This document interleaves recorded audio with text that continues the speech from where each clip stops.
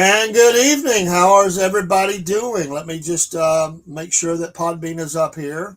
We have a special guest. Thank you. I got that. Having him remind me of stuff without the cowboy hat tonight. I left it in the house. I forgot about that. Just realized. Happy Tuesday. I almost said Monday. Tuesday, March the 10th. Welcome to Patriot Nation News with a dear friend and new to the podcast, Daryl. Mr. Daryl Broom, and he's a local guy. We're about the same age, I think. Pretty close. Yeah, pretty close. And went to the same school. You still live in the area, or you live out kind of out a little bit? You don't have to say where, but I live out in Rossville. Okay, so you're pretty close. Yeah. And Daryl is going to become working with us in the podcast some. So people come in here and give him a shout out. Hey, JJ, thank you for the like. It's election day, folks. There is still time at the polls. There's 45 minutes. I feel so weird because I've been helping with elections for the last 4 years. But due to the health of my wife, I just had to take a break. We'll see. I'll be back. That's what I told him. I'm like Arnold. I'll be back. But it was just necessary. Going 5:30 to, I get home about 10:30. Then I do a show on that. What I'm hoping to do tonight, I'm going to try to do a little wrap up. I always go live on it, even if it's a special election. I'm going to try to go live and look at those numbers. Those numbers should populate pretty quickly, at least in this part of the state. You know, down around Fulton County, they have a big problem with being on time. Yeah. It's Fulton County, it's Cobb County, and there's this little county down in South Georgia. This little county, and I can't remember which one it is. It's, hey, Jerry Barrett. You got to watch them preachers. They'll come in here, you know. It's a little bitty county. They don't have that. I think they got like 2,000 voters total. It's farming country. For some reason, I think they still must be very old school. And I don't know if they have the machines or not, but it seems like it takes them forever to get their upload done to the database at the Secretary of State's office in Atlanta, GA. And so when they're watching a really close race in Georgia, you're sitting there, and of course Fulton County's sitting out there being Fulton County, and I'll say it, I don't care. And one other one, they're pretty big counties. There's a lot of voters coming out of that, Daryl. And then you got this little bitty county. You're not going to get that many votes, but you know what? That might be the vote that swings an election. Yeah. Pretty amazing. So it's, listen, this is what I tell people about elections, because everybody's, we know the problems, we know what's happened, but it's always number one for me. Jerry says they have to put the mules up, I think, and feed them. Well, yeah, it's a small mules. I got you, brother. I got you. He does know how to spell. He's like me. He gets in a hurry. Fat thumbs. We'll call it fat thumbs. So number one, it's an honor to vote for me because I think of the freedom of it and the people who've died protecting that right. So when people complain and gripe about voting, I'm like, I'm glad you get to complain and gripe, because those guys and gals that have went over around the world and died for this country, they can't complain anymore because they're dead and they died defending that right. Whether you like the war that we were in or not, it's defending that right. So, and ultimately, and you know this, Daryl, God's in control. All I can do is my duty, man. I can't do anything other than my duty as a citizen, and I'm not going to change the world. I don't think that my microphone, I don't think that I have the ideas to change the world, but I can point them to the one who does and will. Amen. So he's the judge, and I'm going to leave it up to him, and then hopefully our local legal systems will put people in jail that cheat. That's what it should be. On that note, whoever in North Georgia or in the 14th district has been running those slam ads against one of the candidates, I'm not even going to make mention of it. A lot of people have gotten them. Have you seen those? Yes. They're ugly. Shame on you. And I will say this, if you get elected, I'm ashamed to have you as my representative. There's people who think they know who it is, but they've been having trouble tracking the IP address on who is sending that trash out. It's the slimiest stuff I've ever seen in North Georgia politics. I've never seen anything that slimy going on with elections in our area. And you know what? Just leave people's spouses and wives alone. They're just making up stories anyway. But if you can't win without being like that, then stay home. I mean, come on. I do not want to be. I do not want to be around people like that. That's ugly, and we don't need it in politics. I figured it'd get pretty ugly, but I'm going to tell you. And Miss Jenna tomorrow who I voted for. She's got my support. I voted for Miss Jenna Turnipseed. Awesome person. She's requested to be on tomorrow afternoon, and we're going to try to kick that off about 4:30. So I'm going to fly in and get that going, and she will share whatever she would like to share. And she always has an open door. Matter of fact, all the guests that we have ever had on, I can't think of anyone that we don't say that to. They have an opportunity to come back and be on the show or in a show or whatever. We'll make it happen. If they want a special interview, if they want a promo, if they want to, we're here to serve, and that's what we want to do. So this is our news hour, and thank you, Daryl, for joining us. And I was looking at Newsmax a little bit, and they said Pete Hegseth said today that that they were the heaviest bombing was fixing to occur in Iran. The heaviest bombing. The president says we've knocked out about 80% of everything we wanted to knock out already. So I heard today, y'all can tell me if I'm wrong because I've been at work all day, that the new leader is injured already. Every time they put up a new leader, he's injured. I don't know if that's true. I don't see it on here. But rumors online was that he had already been injured in a bombing campaign. Well, even if we didn't do it, I'm sure the Israelis will. The new Khomeini, the new terror leader. And he sounds worse than his daddy, and that's saying a lot. Mm. That'd be like, and truly, if I think about that, if you go back to Saddam Hussein in Iraq, if you think about him, and he was brutal, honestly, his sons probably were worse, Mm. Uday and Qusay. You remember their end? Remember they refused to come out of the little apartment or wherever they were in? And the U.S. Marines, God bless the United States Marine Corps. I think that was Marines on the ground there. And they said, okay, you don't want to come out? We'll go in. But they didn't go in physically. I think they put a bazooka or something in front of that place and exploded it. And that was the end of Uday and Qusay. And then Saddam got his ending later after they found him in a hole. But it is said that both of those brothers would back a truck up to banks and just take cash piles and load them in.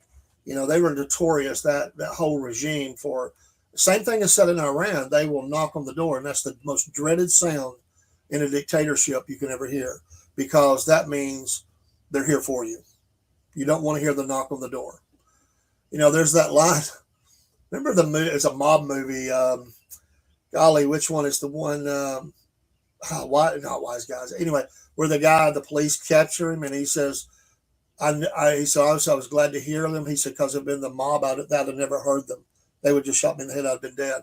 To hear them saying, put up your hands, I knew that it was the police. It wasn't the mob.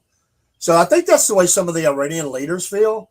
It's like they have a meeting and they're listening, the whole time for like sounds of incoming, and some of these are running so fast and so much precision. They are dying before they ever even hear the explosion, I believe. I think it's over. So I don't know if that's true, but I had heard today, and I don't see anything about it, about him. We could do a little deeper dive here in a minute. But the headline on Newsmax is U.S.-Iran dig in and ramp up threats as war rages without a clear endpoint. And I was mentioning this last night, Daryl. The mission statement. What is the plan? We heard 4 to 6 weeks. Then we heard maybe we could be wrapped up in another week, and I'm not expecting them to give me the full operational breakdown because the enemies are listening and watching. But when they keep changing the target, I want a clear ending for our military. I want to win, and whatever that win is, then I want us to get our people out. But I don't know how long that actually will occur because, they keep changing the goalposts a little bit. And Iran is threatening. Of course, that's kind of like...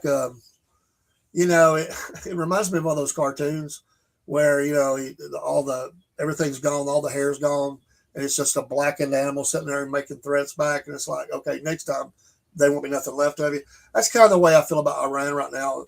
Among the Revolutionary Guard, the mullahs and all, it's a little bit empty because the president says that 80% of all strikes have went down because they're losing their launch ability on the mobile rocket launchers.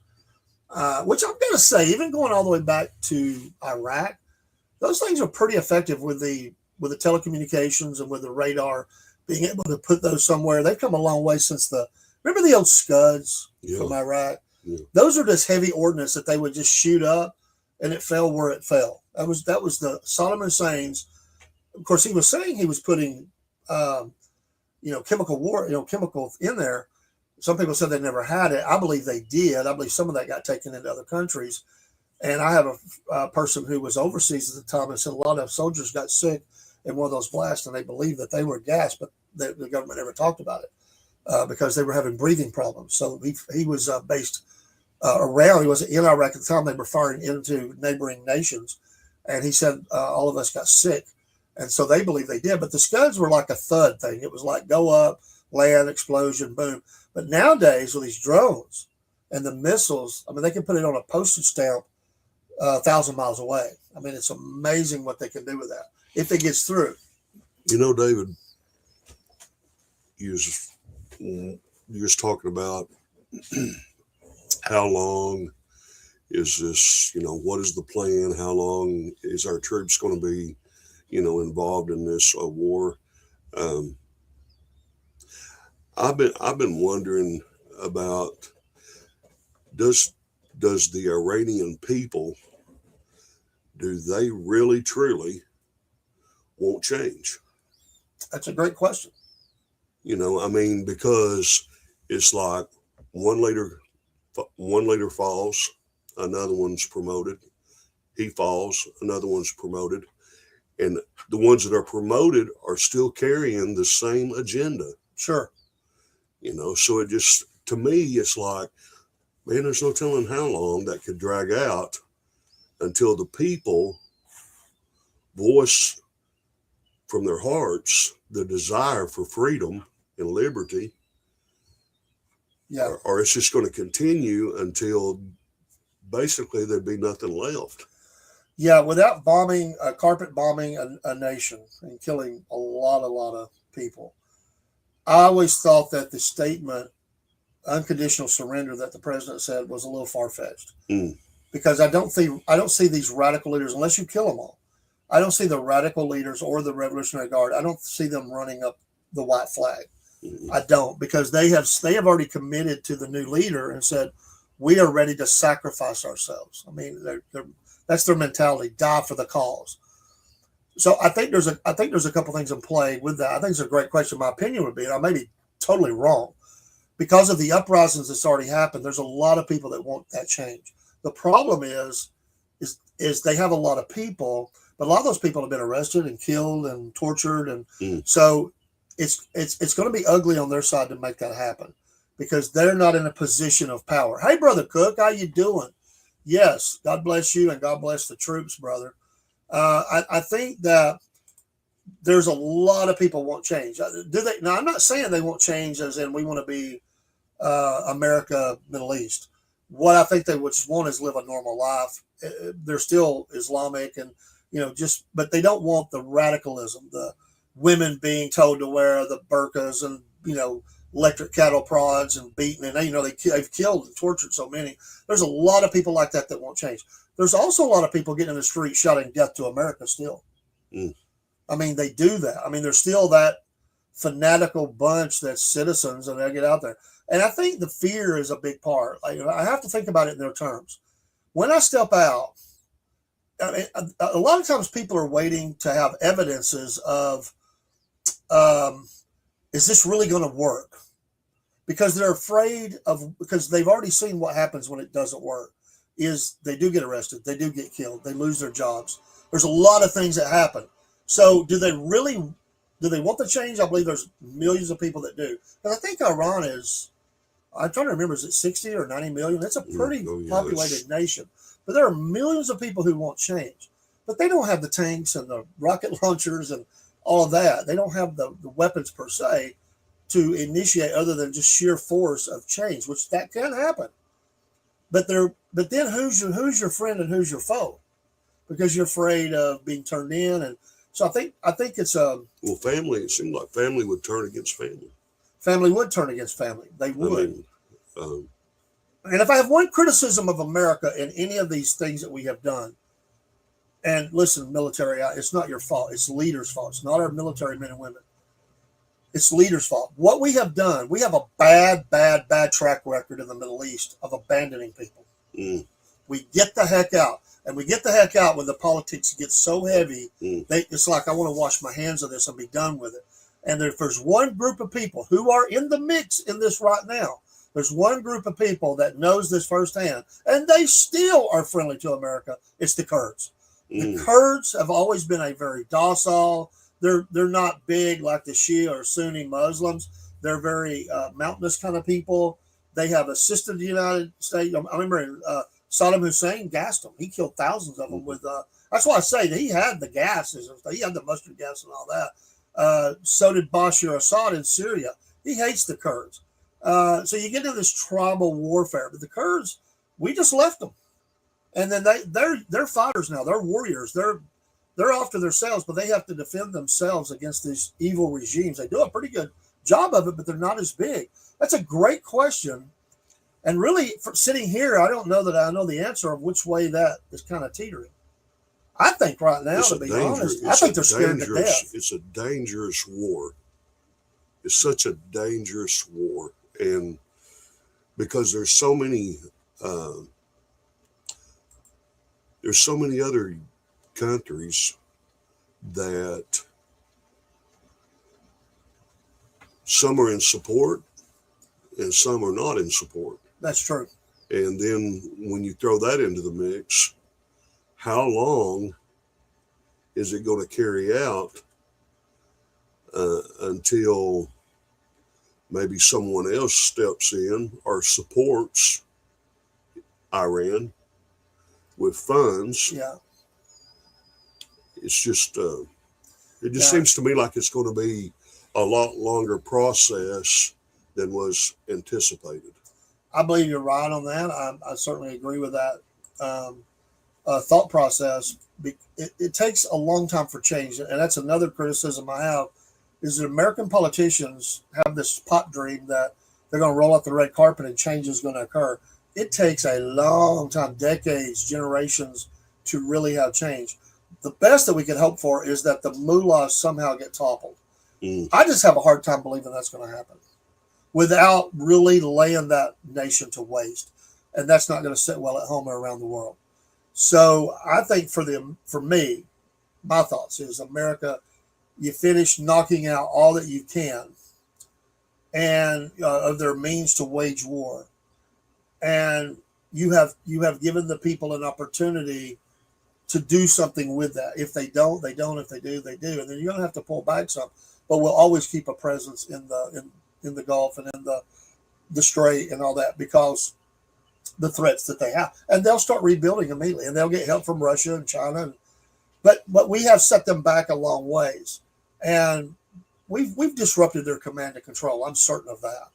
And Israel now, I think, will go even further than we do, because that's their neighborhood. And that's the fight that they have. And I know a lot of people are angry with Israel. They don't like Israel. I'm just looking at this thing from a geopolitical. Israel is surrounded by its enemies, and people take the other side and say Israel's the evil and the rest of the people are good. Listen, there's a lot of evil to go around. The mullahs are evil. Evil.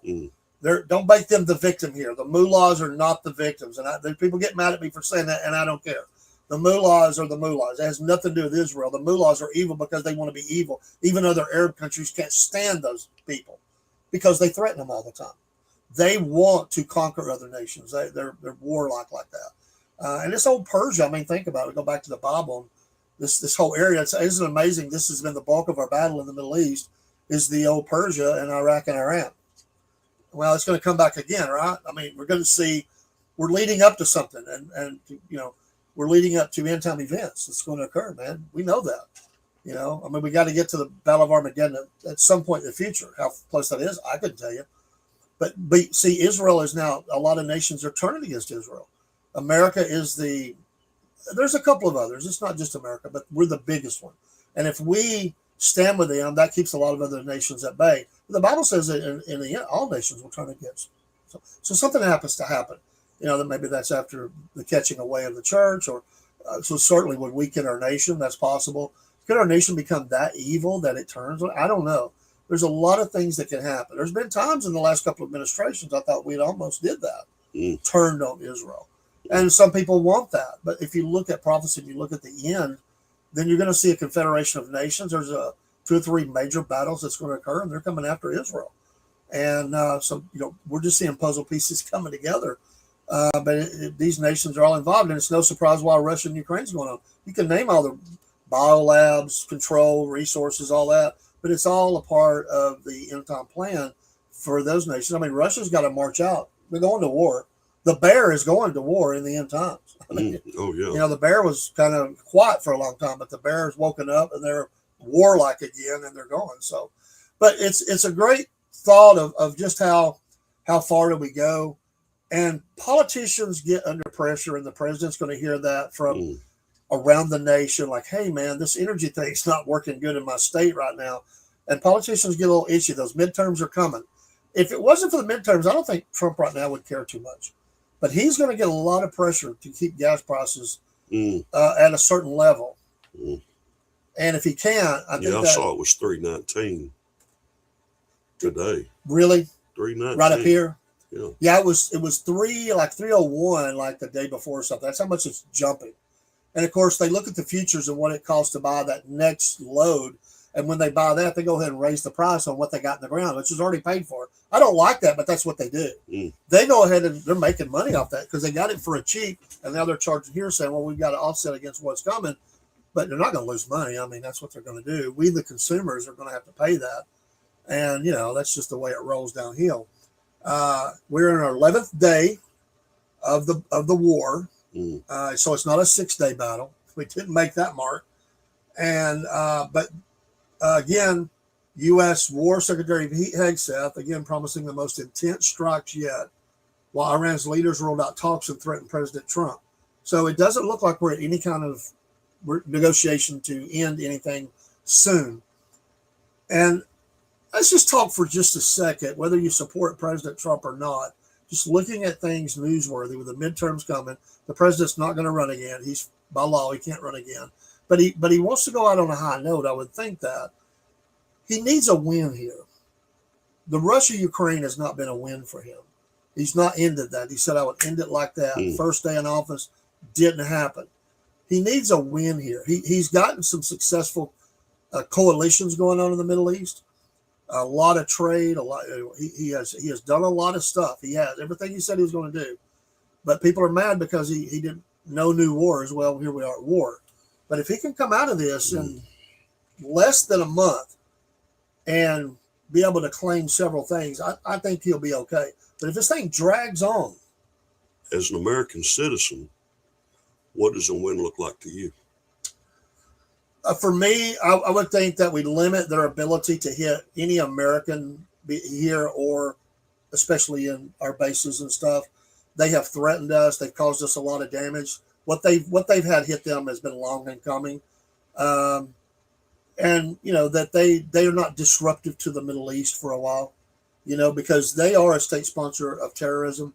If you want to see what they do, go back many years ago and go to the Korean A. Let me see if I can pull that up. I remember this story from years ago, and this was all Iran funded. They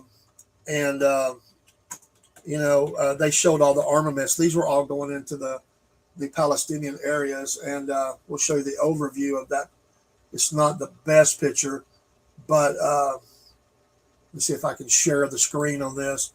If you didn't remember this, this ship was loaded at an island. They have they got all the paperwork on it, and this was a sum of what was going to be going into areas to attack in the Middle East for terrorists, whether that's Hezbollah, Hamas, People for the Liberation of Palestine. There's a number of, there's like 20 something at least of these groups, and it's kind of hard to see, but you can see the artillery, and all these are filled with guns, and there's launchers, and there's it was like millions of bullets. All that was captured. That was all paid for by Iran. So then you take what they did to the embassy.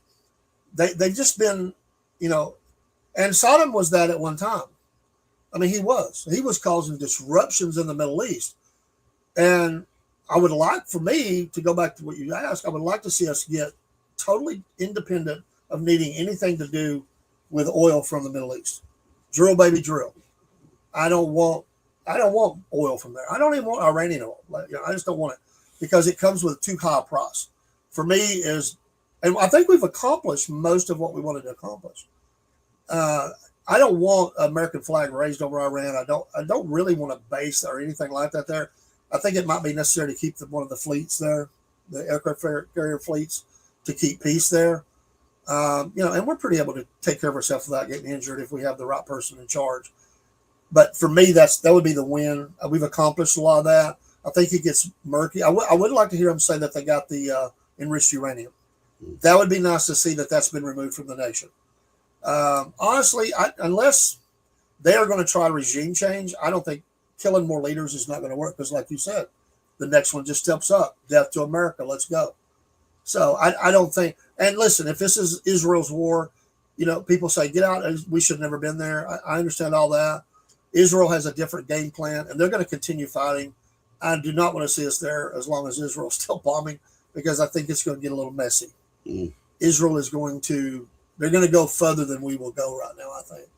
And you said something earlier I think is very important. And this is the danger of the Middle East and really all those nations. You mentioned the nations, some are for us, some are not. What does this look like? All it's going to take is one bad shot that kills like a bunch of worshipers in a mosque or something, and we could lose every game that we have. They could all unify in a common, a hate America campaign. And I don't think we really need to go there. Here's the thing. All the people that say America first, we're going to be over here, and I get that because you're never leaving the nation. But we have hundreds of thousands of American workers who work in just about every nation on the face of the planet. And they're doing jobs. They do security. We have military over there. We have diplomats, ambassadors. And so embassies. And when you make this difficult for them and more dangerous, the longer this goes on. Do you think this is the beginning of an economic change? It could be, but I don't know which direction. Because right now that direction would be flowing the wrong way.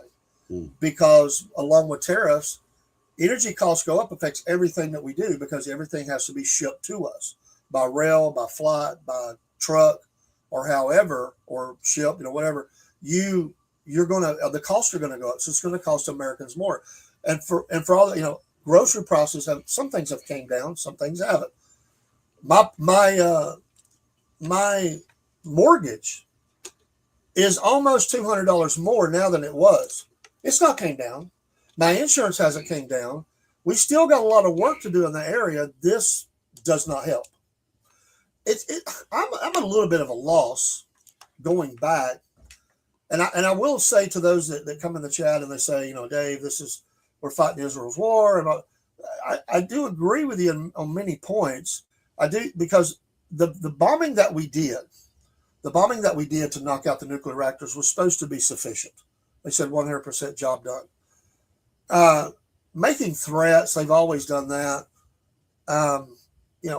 Why now? I've had this question. Why now? Why did it happen? For me, if I'm president, I don't want to do anything to disrupt the midterms. You have to think that way. You're the president. I mean, that's politics. You have to think that way. So there could be a couple things at play here. Number one is they may know something we don't know, and that's true. That's very possible.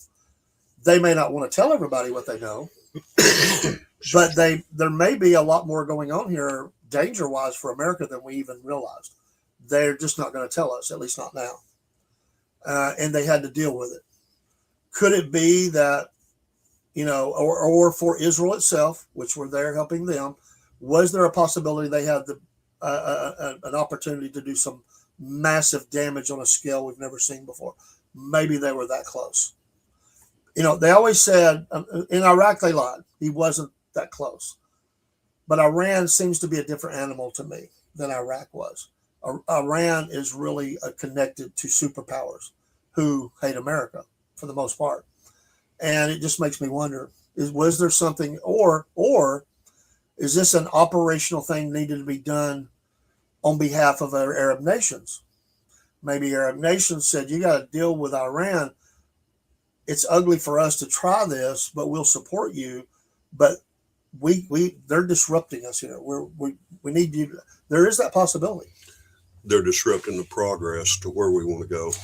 because you look at Qatar, you look at Dubai, you look at Kuwait, UAE.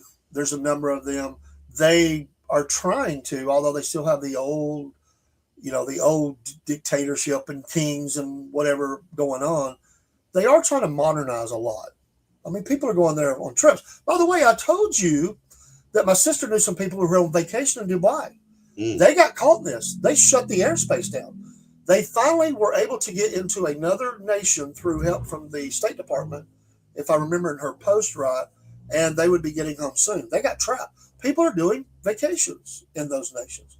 It's a place where sporting events is starting to happen more and more. Major soccer, major concerts, golf. I mean, this has become their destination points now. And Iran is, I mean, you don't see the golf course in Tehran. They're fanatical. They don't care about none of that. So, but they would love to hurt the nations around them because they don't like them. They're a total different breed. They do not play well with the nations around them. So there could be elements of all this that's going on. Or I'll go there. Maybe the president said, heck, easy win. This will look good. I can't get a win in Russia, Ukraine. They're bad people. I can go over here. I've helped Israel clean up some stuff. The coalition is strong with Israel in tow. They're not saying it too much publicly behind the scenes. I think most of the Arab countries support what's going on. They don't like them. They just ain't gonna go out on the balconies and clap. That's kind of the way that works. I don't think Iraq's on board with that because I think they're still filled with the same kind. But a lot of those countries that are more wet, I hate to say the word, but a little bit more westernized, they don't want all that. And you notice that they said they were trying to attack Americans, but what did they hit in those neighboring Arab nations? 5-star, 6-star hotels, 7 stars, and all. That's what they were going after. So they were trying to hurt those nations economically and cause fear and everything. They did hit some bases as we lost soldiers, but they were also trying to disrupt the tourism and the financial markets of those nations. Again, you're looking at a fanatical group, and when they're back to the wall, that snake is going to snap, and they're going to bite anybody in their way. So it's a good thing we knocked out what we knocked out, I think, before this battle, because I think it could have been a lot worse. Could Israel have done it? Could Israel have, do you feel like Israel could have carried out this same mission effectively without the U.S.'s help? Without a doubt. And I think the reason that we do it is because if Israel does it alone, it's an uglier, messy process. With the United States there as a partner, it's going to keep anybody from saying too much among the nations that would like, they play nice, but they don't like Israel. They're never going to like Israel. Israel doesn't like them, and that's just the way it is. It may not be the totality of it, but I mean, listen, they don't have as much, but Israel has about the same capability we have, except for a few little things. Like that heavy ordnance, they always said they didn't have the heavy bomb that we had or the means to get it there. But listen, it's a well-known secret. Israel has nuclear weapons. They've never admitted it, but they even know where it's at. They have nuclear weapons. Yeah. That's another thing that keeps some of those nations from just ganging up, because Israel would unleash them if they had to save themselves. Those nations know that. Israel has some of the best fighter planes and fighter pilots on the face of the planet. They have some of the best intelligence on the face of the planet. And they are willing to do daring moves that most nations won't even attempt to get mission accomplished. Yeah, I feel like they would have been, like if the United States would have set back as an ally and let Israel carry out the mission. I feel like they would have been massive amount of death. Yeah, and I think that that's another really good point, Daryl, because you would have kept Israel from going too heavy. And we're a little bit upset with them on a couple of things they hit the way they hit it, because, again, we're playing that fine line between the people and the mullahs and the Revolutionary Guard. And, you don't want the people turning. And, Israel right now is just, they're in full mode, like, take this out, take this out. Now's the time to settle old scores, is what it feels like. And they're gonna drop. They have dropped more bombs than we have. Mm. I mean, I don't know what the count is today, but at one time, Israel had dropped 4,500 bombs, missiles, whatever. America was at about 3,000. Mm. That number has undoubtedly probably changed by now, but they were dropping a lot more. The one area that Israel doesn't have is they don't have as anywhere near the Navy that a lot of nations have. Maybe even not even Iran. So, we took out a lot of that stuff for them. I mean, it sounds like we took out the whole Navy ourselves. We hit, the planes and stuff. But in a dogfight, I think Israeli pilots smoke Iran and most nations there. They have that. We've sold them enough armaments to have that capability. Now, it is putting a strain on Israel's economy. Things are very expensive in Israel, especially because of the debt that they have. Or we do a lot of loans with them to help them along. We sell them, but we sell them military hardware, but we will at the same time make a loan so they can pay payments, and because 30% of their GDP is for the military, national defense. We can set it that way. 30%, that's high. I mean, that's extremely high. But because of where they're sitting, and they always want to have better than their neighbors, and they do have those nuclear weapons. And but we had the Patriots. We helped them with that. They didn't have that. But that's a really good question, Daryl. And I think we could have, but I think it's messier. And I don't think that the president would want to sit back and watch that going on. And everything we've done with them, whether it's Gaza or whatever, it's been sort of a joint operation. And the president he's wanting to be involved in this. Now, here's the question. Here's another question for you. Would divert just a little bit. But this is a good area to kind of rest in and talk about. The president has some faith people around him. Some I like, some I'm not sure about. There's obviously people of faith leaders, who are speaking to him about Israel, end-time events, the importance, things like that. Is there a possibility some of that has influenced some of his decision-making about Israel and what they're doing? I don't know. But they're definitely speaking in his ear, along with the Joint Chiefs and everybody else. They have his ear. And he's not the only president that's had that. I mean, let's face it. Other presidents have had that same thing, or relationships with the prime minister. I mean, Richard Nixon was very good friends with Golda Meir. Very good friends. And when she made the call, even though he really didn't like Israel, he always put down in the tapes, he talked horribly about the Jewish people. Yes. But when Golda Meir, who he respected, when she called and said, without your help, we're doomed, he immediately put in operation the 747s, stripped out with all the supplies they needed. Oh, that's my son. And dropping those supplies in so that Israel could get a better hold. We didn't join the war, but we supplied them with food and stuff like that. Just sit right there, Jared. Thank you, son. But there are other presidents. I mean, Truman came to that. He had his beliefs about certain things. I mean, all of them have. I would say Ronald Reagan was probably a pretty good friend of them, and others have. Obama and Biden didn't care for Israel. They didn't. In fact, it was very icy, toasty. They used to make the Israeli delegation wait for hours in the ready room until they would see them. I mean, they would do little kiddie stuff like that with them. And they would bring in dictators and other people and schmooze them and diss the Israelis. So you did see a lot of that.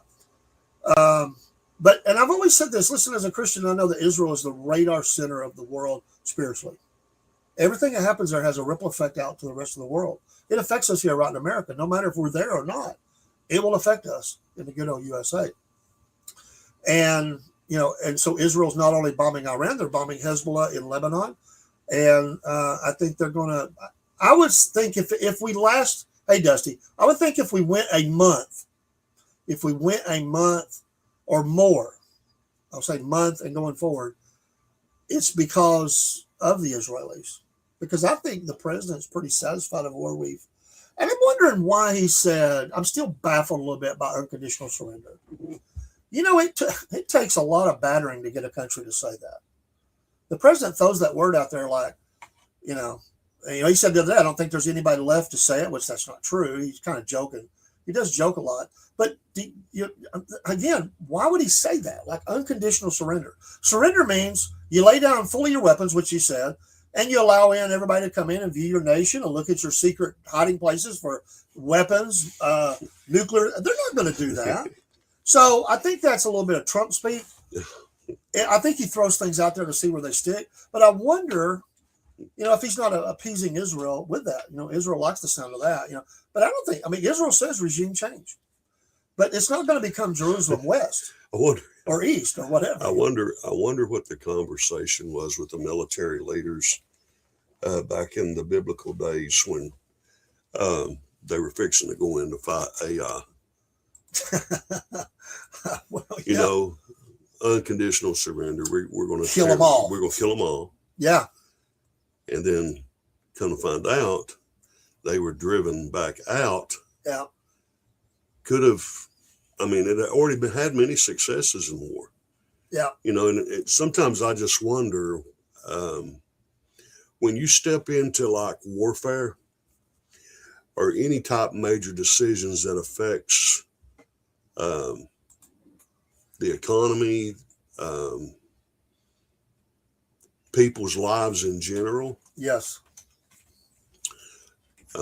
There's not only the physical aspect, the mental aspect of that, but there's a spiritual aspect to what we're dealing with here in the Middle East. Yes. Yes. So we don't really know, people can, they can say, well, and it says this in the scriptures, it says this, but we don't know where we're at. Number one, we don't know where we're at. We don't know God. We don't know God's ways in this. His Amen. ways are past finding out. Amen. So all we have is being able to pretty much, as American citizens, put our trust in the leadership at this time. We do, and pray for them. Pray for them. That's a big thing. Pray for them, because it's so unstable everywhere. It is. The world is a world. We talk about world wars, and we've talked about for generations, or decades rather, the World War III aspect. This war could have an effect on that. I mean, there's always that possibility we go World War III if you have all these other nations piling on. There is always that. And I always worry about a leader. I mean, there's a lot on a president, no matter who they are. There's always a lot on presidents. How far do we go? How much do we bomb? And with their nuclear codes, that would be a crazy thing. But what if something like that happened? President Trump speaks in words that I think that he doesn't mean them the way he says them, but sometimes I wonder if he does, because he says things about leveling a place.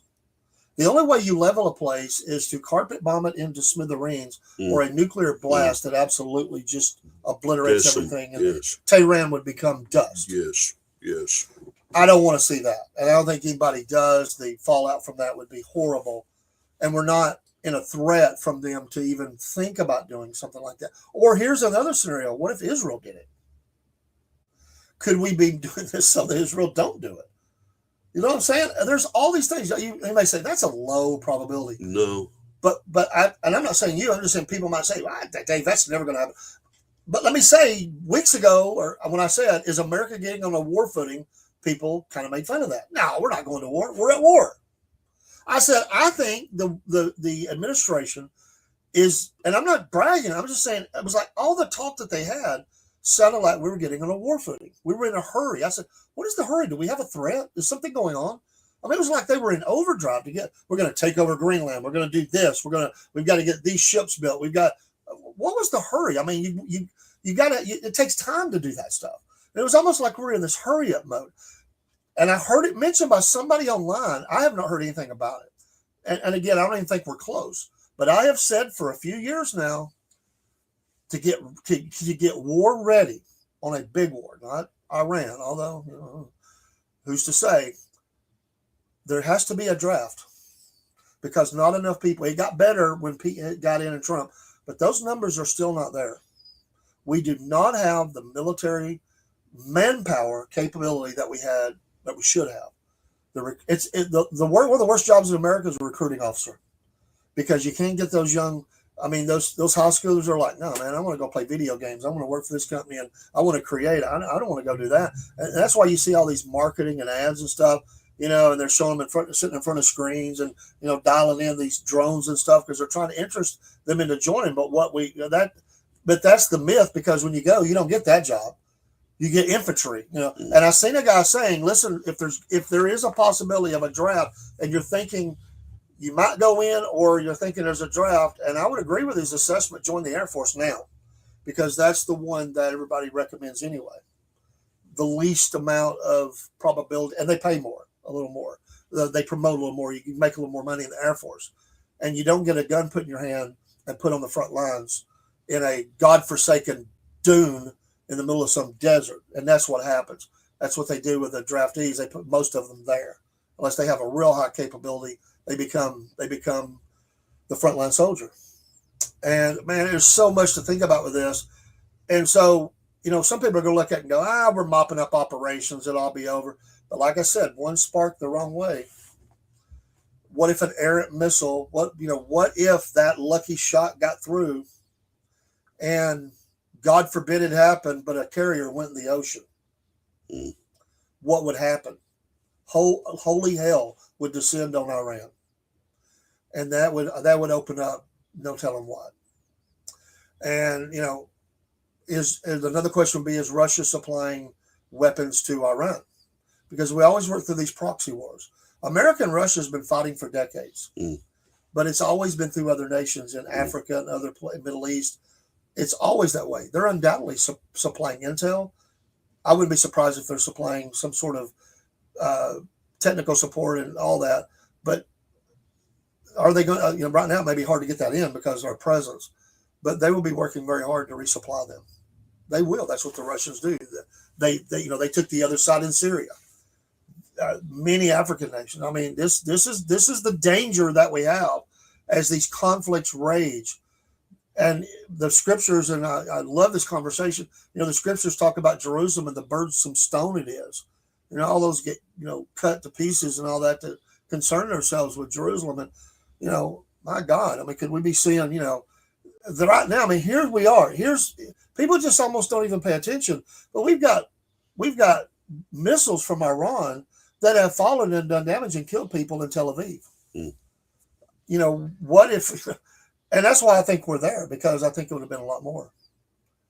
It is of a truth that Iran has been building missiles for a long time. We do have Broski saying, hey, he said, a Detroit man in Northwest Georgia, your hat. Does he know the lady you mentioned from Detroit who has a Southern accent now? No, I don't, because we don't work at the same location. But there's a story about my hat. There's a story about his hat. What's the story, Daryl? You knew I was adopted. I don't know if I knew that or not, yeah, brother. I really don't. My parents adopted me. Okay. And my dad, his brother played semi-pro baseball. And my dad was a huge Ty Cobb fan. Okay. So growing up, I heard stories of Ty Cobb from my dad, and his brothers loved Ty Cobb. I mean, it was just a big thing in their home. Yeah. And so I started taking an interest and going back and studying the dead ball era in baseball, and just got really infatuated with it. Yeah. And just started following the Detroit Tigers. That's cool. And, people, I'll be out sometime, have a hat on, and people will say, hey, you from Detroit? And then I'm you like, speak. and then I speak, and they're like, no. Unless you came here as a kid, Well, yeah, what are you doing with a Detroit hat on, It's like I was born in Illinois, but nobody would guess that today. That's not going to happen, That's cool, though, man. Yeah. And Daryl's a big sports fan. He's going to be in racing, and he's going to join us on racing, I believe. And we're going to let him decide how much he wants to join us. He's welcome to any show at any time. And y'all be looking for Daryl as he comes around. This is his first time in studio. And I think you fit right in, man. And it's just a God thing for me. I just felt like I was supposed to contact him, and I hope it's been enjoyable for you to come into the podcast. He's done some ministry podcasts. It's been great. Yeah. I just Daryl has a story, by the way, and one day we'll have to get you to tell your story about. You've been through a lot. I mean, medically, and I don't know how much he wants to share, but he's been through a lot. And it is by God's grace that all of us here, but especially Daryl, because he's been through a lot. He is a man of God. He does preach, and we've kind of known each other for a long, long time and never really interacted that close. But now we get the opportunity to with the podcast. Brusky goes on to say, Dave, that's why we have no choice but to select Iran's leadership and take control of the Strait of Hormuz forever. What if the Gaza peace group that Trump formed was really to control the Hormuz? That's a dang good thought, man. I never thought about that. The president said this yesterday. I have a plan. He did say that. I think that plan meant more than the economy. He said, I have a plan. I have a plan. We don't know what the plan is, but it's obvious that he has been selecting different things around the world to work the plan. And I think all of them are together. I don't think Venezuela is, I think there's a dotted line to Venezuela, to Ukraine, to Greenland, to all this stuff, Iran, Israel, you name it. There is a plan. And that plan is to make America great again, to bring back patriotism and pride and kick the snot out of people who threaten us. I really think that's what he wants. You know what? Don't threaten me. I think he's that kind of guy that, he takes that personal if America gets threatened in a way that it's legitimately real. I think he takes that very personal and says, how dare you? I'll knock your head off. We got the muscle to do it. I think that's the way he thinks. He's New York street tough. He may be rich, but he understands that. That's a New York attitude. Don't you run that mouth at me. And that's what he said. They keep saying the same things. I don't hear any difference in what they're saying. That's that coming out of him. Like, don't mess with us. You think that was bad? We'll unleash hell on you. You'll wish you was in hell when we get done with you. That's the terminology that scares me. But I think that's that. That's the way New Yorkers talk. I'll rip your head off your neck. That's just that. But he means it. He's not empty like in it. He doesn't want one more war. But when he's ready for it, or if he feels like he's called into it, I think that he will follow through. But I do think, Broski, and I said it, I think that there has to be some sort of a base there, a naval area, something for the strait. And I believe that the president is saying, in fact, today he called for them to take their minds out of the water. I think that's going to be a big key to this for mission complete, is that the goods and services are flowing through, because that helps or hurts the economy. And he wants a very strong economy. And he's not going to let Iran dictate him getting the economy better or what's going on in Gaza. And many who have said maybe he's trying to form a new United Nations, maybe something in that. His coalitions, he may be trying to just, would it hurt your feelings if he told the UN to get out of America? And we're not going to pay your fees anymore. You can set up shop somewhere else. We're not going to, I don't think it would hurt me, because I don't like the UN, because they're always anti-America. They are. But we pay 75%, I believe it is at one point, of the budget of the United Nations. And what has the United Nations ever really accomplished? Anyway, I asked kind of two questions. Your thoughts on that, how your feelings about the United Nations and being, the building at least where they meet here in America. And do you think that Trump's maybe trying to, kind of move around them and say, listen, we're America. We're not in a global plan. You can be in agreement with us, but we're America. We don't need you. I think that's kind of where he's at. They had to, if you're looking at the long term of it, they had to implement the United Nations in order to ready the nations for what was coming in the future. Sure, that's true.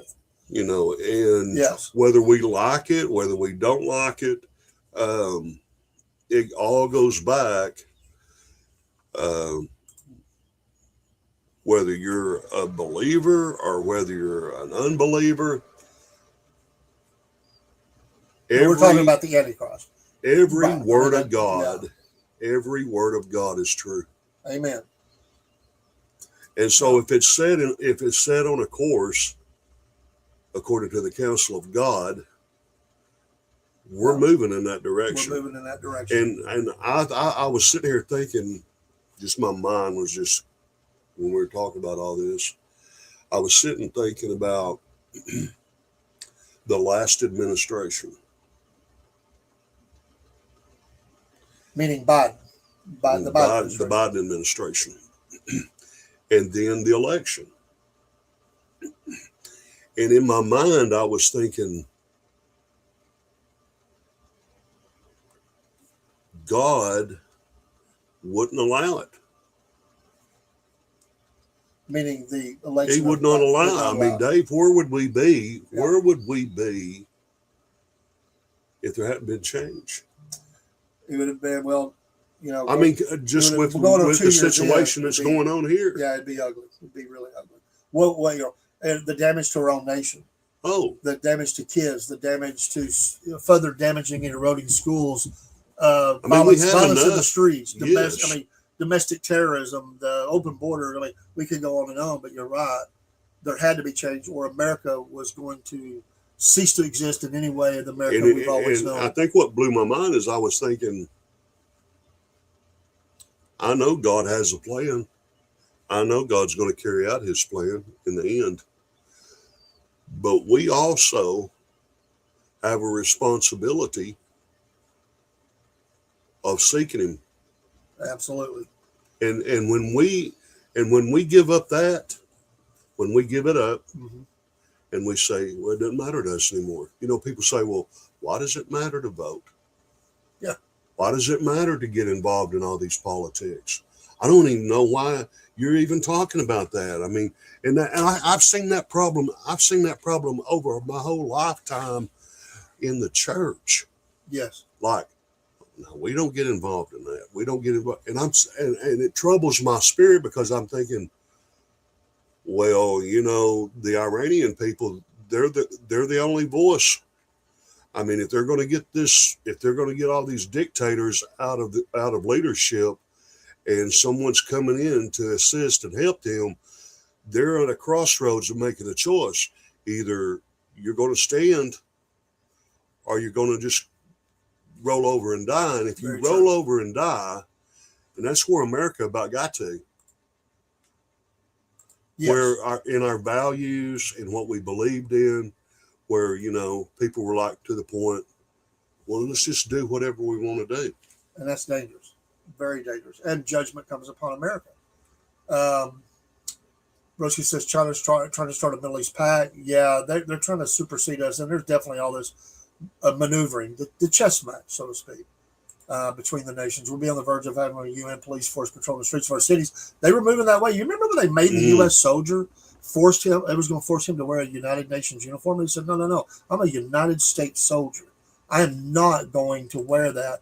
And, you know, they tried to drum him out of the service and all that. There was all this stuff that was going on.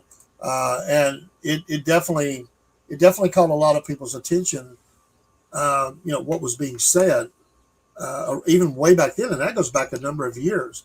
You know, I signed up, I pledged allegiance to, or swore to serve the commander-in-chief in the military here, not some United Nations. And going all the way back to the ICC, the International Criminal Court, they wanted to be able to go into your nation and pull somebody out.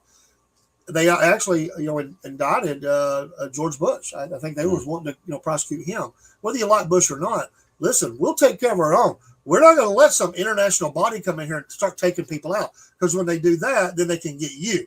And what if you're on the old keyboard here and you say something against nation whatever, and the ICC says, knock on the door. That violates a global law. That's the danger of this. And if we had a weak-kneed administration, they could say, sure, come on and get them.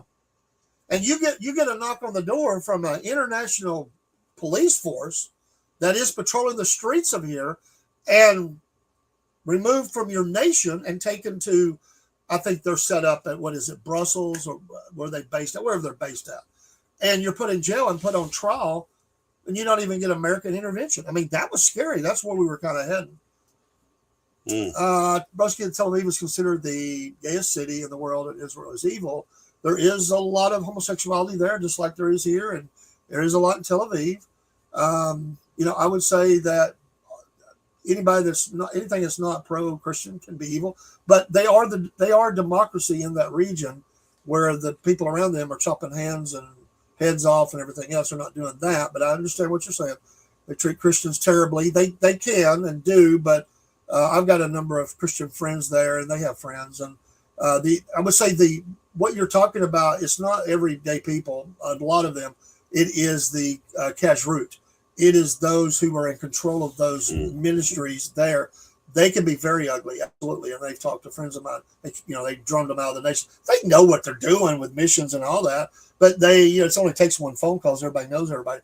But the Orthodox have control of certain ministries, and immigration is one of them that they have control of, and who gets to be a citizen. So it even comes down to, let's say you were part Israeli or Jewish or whatever, and born here in America, whatever. Because if you're a Christian, they don't want to let you become a citizen there. So there's all this fight, but they have won some battles in the Knesset, their version of Congress.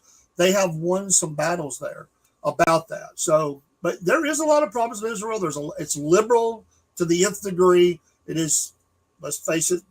There are certain elements of the religious Orthodox that can be fanatical as well. They don't play nice with others. I don't have a problem with taking Iran. I don't like either side, but Israel is pro homosexually saying. You can't be Christian, be pro-Zionist. You can't be Christian, be Muslim sympathizer.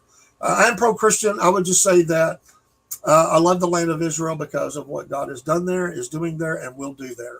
And there's going to be great things happen there in the future, but it's got to go through some ugly to get there, because it is a nation of sin, just like America is. And they have rejected the Messiah. And that's really the whole story of the Bible in the prophecies, is Messiah comes and rescues them in the end. And they all turn and believe. As a nation now, there'll be a lot that die. I mean, we're talking blood to the bridles.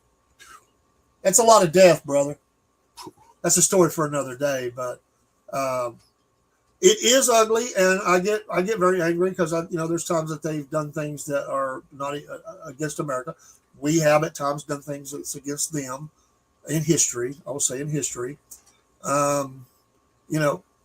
They are, we'll say this, Israel never forgets a debt that they feel like they owe you because you've done something to them. They will follow you to the ends of the earth to pay it back. They will do that. They still go after Nazis wherever they can find them. All these leaders, these mullahs, if they ever do anything against Israel, their days are numbered. Their days are numbered because they will get them. They will. They don't give up that way. Hey, we're going to get off here. I'll be back later in the music show. Daryl, it's great to have you here. It just flies by when you have somebody in the studio. Oh, man, you're welcome. He's got a lot of, he's got insight. He's a good, godly man. And, we need, you need a lot of different voices and stuff. And I like the dialogue. But I love people. And I will say this. This is the last thing I will say, is that we even need to pray for our enemies. Hell is a bad place, and I want to see people come to faith in Christ. And when I think about these people dying, they're evil people. There's a lot of evil out there on many sides. We got evil in our nation, but I wouldn't wish hell on anybody. And God is the judge. And we know that the untold numbers will never accept Christ. But here's the deal. I don't know who does and who doesn't, so I just have to minister to everybody, right? That's right. Everybody comes in the door of the church is not going to accept, but we preach to all. We pray for all, and we care about souls. We hate the sin. We love the sinner. I guess the best way we would say that. Have a great evening. We're going to again get off here, and I'll be back in a little while, not too long, with music show. And I've got to go get my 3 albums from Dave's Vault. And then we're going to talk about, I'm going to go ahead and tell you, Billy Squire. Billy Squire is our artist, and we're going to be looking at the year 1983. 1983 tonight. It's a good year for music. 1983, Billy Squire, and 3 secret albums from the vault. They're not all rock tonight. They won't be. So be back shortly with that. We didn't cover all the news, but Iran is the center. The war is the center of that. Pray for our troops. There's a lot going on. There's so much news, and that's why I'm trying to come on nightly through the week with Patriot Nation News. Thank you, Daryl. God bless you, man. Glad to have you here. Yes. Folks, we will see you soon, and all you on Podbean and everything. We just lost Instagram. They'll be able to stay on longer. I'm not going to put them back in there because we're going off. Let me get the music dialed up, and we'll talk to you. Yeah.